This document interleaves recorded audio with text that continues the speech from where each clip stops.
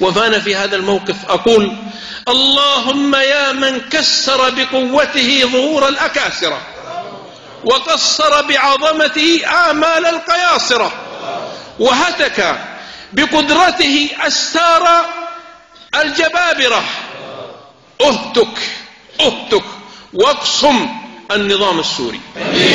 اللهم اكسر، اللهم اهدم داره وحطم جداره، اللهم اكشف أمره واهدم قصره واهتك ستره. اللهم يا كاشف الخوافي، اللهم يا مرسل الريح السوافي، ألحق بشار بالقذافي.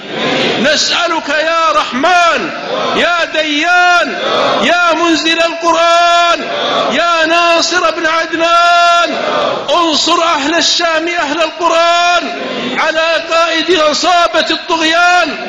اللهم دمره، اللهم مكن السيف من رأسه، اللهم اخلعه من لباسه، اللهم حطمه بأنفاسه، اللهم اقتلعه من ساسه يا أكرم الأكرمين.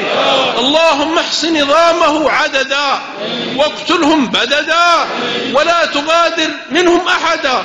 اللهم يا رب يا رحمن يا قوي يا عزيز يا جبار يا قهار يا واحد يا أحد، اللهم غضبه من غضباتك الماحقة وفتكه من فتكاتك الساحقة تنقذ بها شعب الشام في سوريا.